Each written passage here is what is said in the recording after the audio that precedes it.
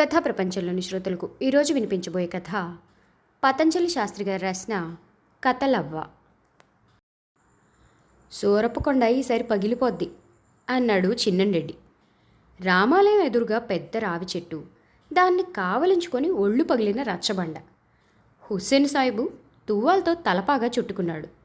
నోట్లో 2-3 పళ్ళు, బొగ్గలు మించి అన్నే వెంట్రుకల గడ్డం, లోతైన కళ్ళు, 80 ఏళ్లపాటు ఉతికారేసిన గుడ్డలాంటి చర్మంతో సాయిబు ఊరంతా గౌరవించే మాజీ దూదేకుల రారాజు. ఒక పనివాడు 2 కొడుకులతో కచేరీకి వెడుతున్న వీణ కళాకారుడిలా ఏకులకర్ర తీసుకొని పట్నానికి చుట్టూరా గ్రామాలకి దర్జాగా వెళ్ళి వస్తూ ఉండేవాడు. 3 ఎకరాల పొలం హుసేను ఏకిన దూది పింజల్లాంటి మబ్బులు నీటిదారాలై సాగినప్పుడు పండేది. పెద్దగా ఇబ్బంది లేకుండా కాలం గడిచిపోయేది. ఊరికి వాయవ వచ్చి పడింది. రావి చెట్టుకు కూడా చివరికి మాట పడిపోయింది. పగలు రాత్రి వేడిగాలి దయ్యాల్లాగా ఊరంతా పీల్చి పిప్పించేస్తున్నాయి. ఎండల వేడికి సూరప్పకొండ వణుకుతా ఉంది. ఇటువంటి 10 ఊళ్ళకి అమ్మోరిలా నీళ్ళిచ్చే గంగరాజు బావి హుసేను సాహిబు నోటిలా ఎండిపోయింది. పాపం పెరిగిపోయింది హుసేను. కరువులొచ్చి మనుషుల్ని మనుషులే పీక్కు తింటారని బ్రహ్మంగారు చెప్పలే? దీనమ్మ, మా నూరి కొండ కూడా పాపం మాదిరి ఉంది. మనం అందరం చచ్చిపోతాం, ఊరు పాడుపడుద్ది. ఏం కర్మరెడ్డి అన్నాడు హుసేన్. తాగడానికి నీళ్లు కూడా లేకపాయా, చావకేం చస్తామా? బాగా ఎండలు కాస్తే మంచి వానలు పడేది. ఇప్పుడు ఎండలు తప్ప వానలు లేవు. సాయంత్రాలు పిల్లకాయలు పొలాల్లో గిల్లాకర్ర ఆడుతున్నారు. ఎండిపోయిన పిల్లల కళ్ళు గాజుగోలికాయల్లా ఉన్నాయి.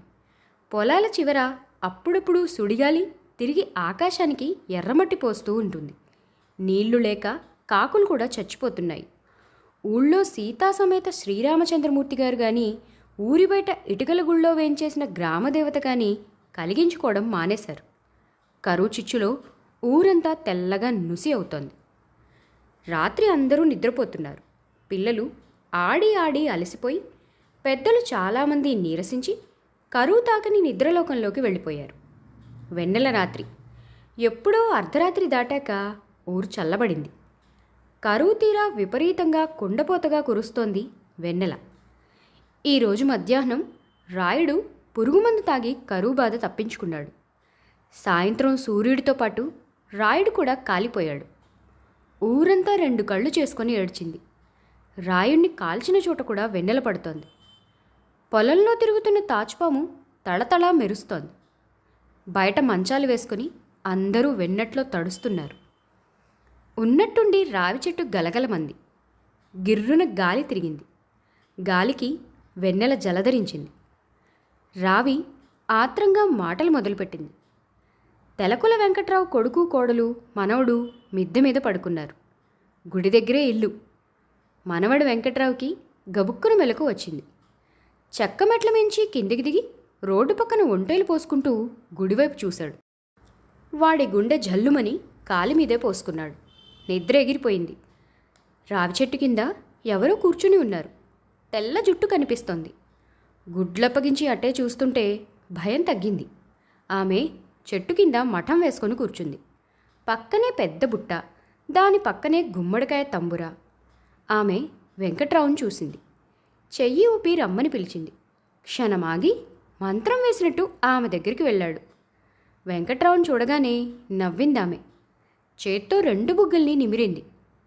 వెన్నెల ఏకి నేసినట్టు తెల్ల జుట్టు, చామన ఛాయ, పెద్ద ముఖం, నీలిరంగు బొట్టు, పెద్ద నోరు. సగం వెన్నెట్లో సగం చెట్టు నీడలో అవ్వ దేవతలా ఉంది. అవ్వ, నీదే ఊరు?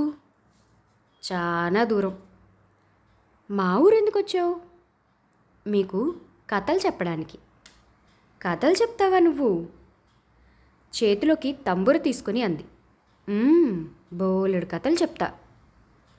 వాడు ఆమె కాళ్ళ వైపు చూశాడు. అవ్వా, నువ్వు దయ్యానివే? అవ్వ మెత్తగా నవ్వింది. దయ్యాలేడున్నాయి, నువ్వు చూసావా? నువ్వు వెళ్ళి పిల్లకాయలందరినీ లేపి తీసుకురా. జాగ్రత్త, పెద్దోళ్ళు లేస్తారు. ఈగలాగా వెళ్ళిరా. ఎందుకు? కథలు చెప్తా, పోయిరా మరి. వాడు ఇంటివైపు ఒకసారి చూశాడు. టైరు చక్రం తీసుకుని కారు మీద వెళ్దామా వద్దా అని క్షణం సందేహించి కారు లేకుండా పరిగెట్టాడు. 15 నిమిషాల్లో రావి చెట్టు కింద ఊళ్ళో పిల్లలు చాలామంది చేరారు. మనవడు వెంకట్రావు అవ్వకి దగ్గరగా కూర్చున్నాడు. కొమ్మకి తొడిగిన ఆకుల మల్లే అవ్వ చుట్టూరా కళ్ళెంత చేసుకొని కూర్చున్నారంతా. రావి ఆకులు ఏవేమో మాట్లాడుతున్నాయి. అవ్వ తలెత్తి నల్లటి పెద్ద కళ్ళతో పైకి చూసింది. పిల్లలందరినీ చూసి నవ్వింది. ఎంత వెన్నెలగా ఉన్నా రోజంతా తగలబడిపోయిన పొలాల వేడి నెర్రల్లోంచి బయటపడుతోంది. అవ్వ బుట్ట తెరిచింది. లోపల నుంచి బెకబెకమంటూ శబ్దాలు వినిపించాయి. 2 చేతులతో బుట్ట సర్ది మెల్లిగా లోపల నుంచి దొంతర్లు దొంతర్లుగా మబ్బుల్ని బయటికి తీసింది.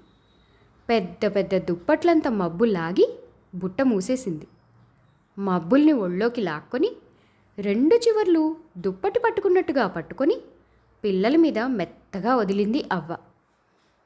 తెలి నీలిరంగు మబ్బుల్లో దుప్పటి కొంచెం పైకి తేలి గుండ్రంగా కూర్చున్న పిల్లలందరినీ చల్లగా సిలుకులాగా కప్పేసింది.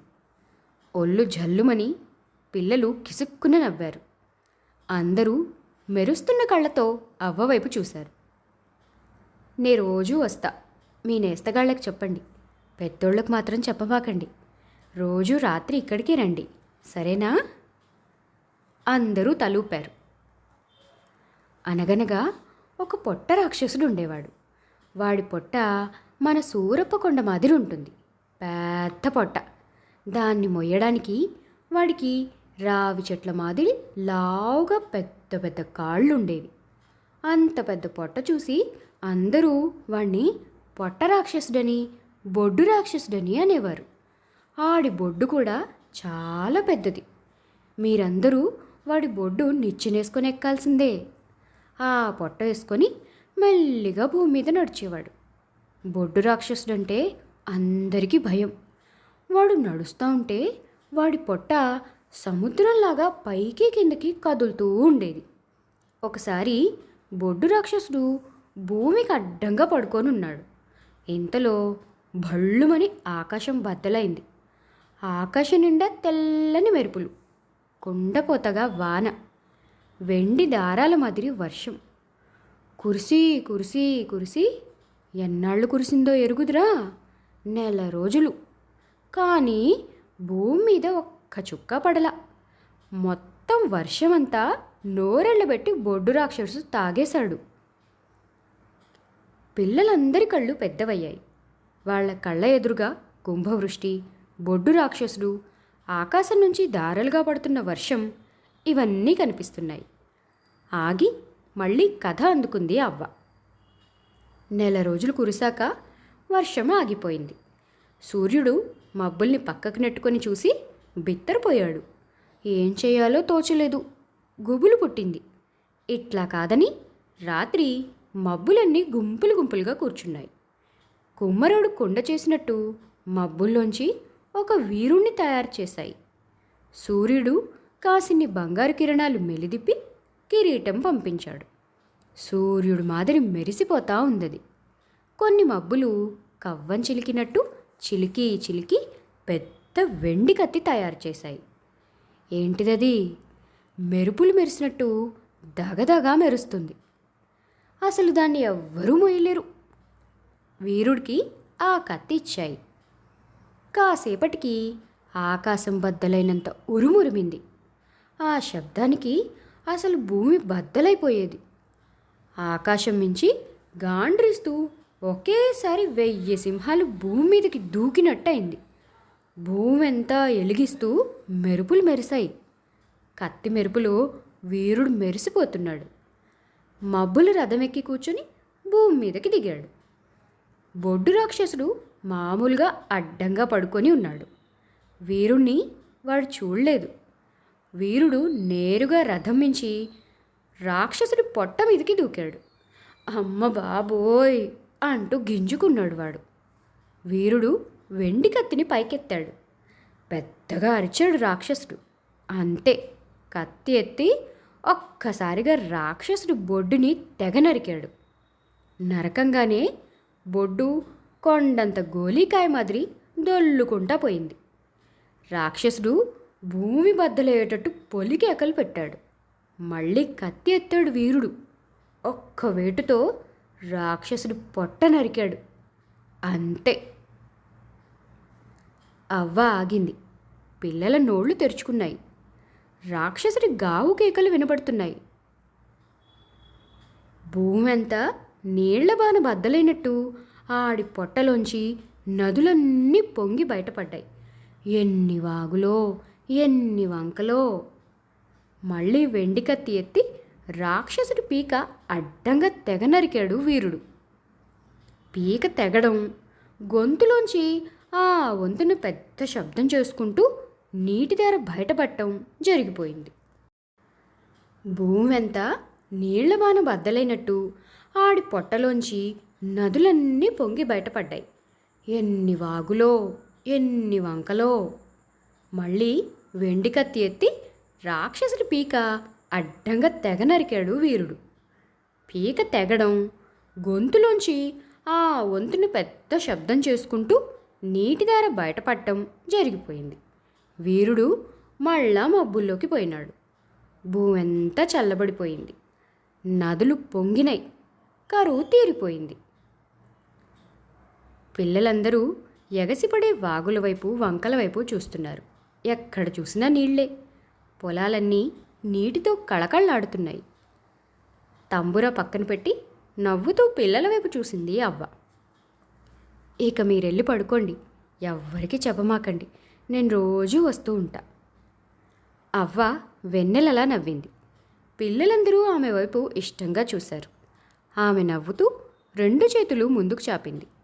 పిల్లల వీపుల మీద నుంచి మబ్బు మెల్లగా లేచి అవ్వ చేతుల్లోకి వచ్చింది. జాగ్రత్తగా మడిచి బుట్టలో పెట్టుకుందామే. పిల్లలందరూ లేచి చప్పుడు చేయకుండా వెనక్కి చూస్తూ వెళ్ళిపోయారు. వెంకట్రావు నిచ్చెనెక్కుతూ రావి చెట్టు కింద చూశాడు. ఖాళీగా ఉందది. రావి చెట్టు ఆకులు స్తబ్దుగా ఉన్నాయి. మరునాడు సాయంకాలానికల్లా పిల్లలందరూ కూడబలుక్కున్నారు. రోజు అర్ధరాత్రి దాటేసరికి బిలబిలమంటూ చెట్టు మించి మెత్తగా దిగే ఉడతల్లాగా రావి చెట్టు దగ్గరికి చేరుతున్నారు. అవ్వ కథలు చెబుతోంది. ఎన్ని కథలో. ఒకరోజు విత్తనం కథ చెప్పింది. అమ్మవారి అరచేతిలో విత్తనం ఉండేది. ఊళ్ళో ఆడవాళ్ళందరూ అమ్మకి మొక్కి ఇంట్లో విత్తనాలు పొలాలకి తీసుకెళ్ళి చల్లేవారు. రాత్రిపూట అమ్మవారు నవ్వేది. మరునాడు విత్తనాలన్నీ మొక్కలైపోయేవి. ఒకసారి ఒక బుల్లి రాక్షసుడు అమ్మవారి చేతిలో విత్తనాలు కాచేశాడు. అంతే, పొలాలన్నీ బీళ్ళైపోయాయి. ఎన్ని కథలో. ఇప్పుడు పిల్లల కళ్ళు మెరుస్తున్నాయి. బాగా ఎండెక్కే వరకు నిద్రే లేవడం లేదు. నిద్దట్లో నవ్వుకోవడం చాలామంది పిల్లలకి మామూలైపోయింది. ఉదయం సాయంత్రం గుంపులు గుంపులుగా చేరి పిల్లలు రహస్యాలు మాట్లాడుకుంటున్నారు. ఇదంతా పెద్దవాళ్ళు గమనించకపోలేదు. కానీ వాళ్ళకి ఏమీ అర్థం కాలేదు. పగలంతా ఆడుతూ పాడుతూ ఎప్పుడూ సంతోషం గుర్రాలేకి తిరుగుతున్నారు. ఇదివరకు గిల్లాకర్ర దగ్గర, టైరు చక్రం దగ్గర తిట్టుకోవడం, చొక్కాలు చింపుకోవడం కూడా ఉండేది. ఇప్పుడు అదేమీ లేదు. చీకటి పడగానే 4 మెతుకులు తిని పడుకుంటున్నారు. ఒకరోజు మబ్బుల్ని మడత పెట్టుకొని అవ్వ అంది, నేనిక రాను, సరేనా? పిల్లలందరికీ ఏడుపు వచ్చింది. ఇష్యూ, ఏడవమాకండి, తప్పు, మళ్ళీ వస్తాను. అవ్వ ఒక్కొక్కళ్ళని దగ్గరికి పిలిచి చెవిలో ఏదో చెప్పింది. వాళ్ళ ముఖాలు వెలిగిపోయాయి. గుంపులు గుంపులుగా మెత్తగా ఉడతల్లా ఇళ్ళకి వెళ్ళిపోయారు. వెంకట్రావు మిద్దె మెట్లెక్కుతూ ఆఖరిసారి రావి చెట్టు వైపు చూశాడు. అవ్వ అక్కడ లేదు. కేంద్ర సాహిత్య అకాడమీ అవార్డుకి ఎంపికైన పతంజలి శాస్త్రి గారికి శుభాకాంక్షలు తెలుపుతూ వారు రాసిన కథ కథలవ్వ విన్నారు. మరొక మంచి కథతో మళ్ళీ కలుద్దాం. అంతవరకు సెలవు.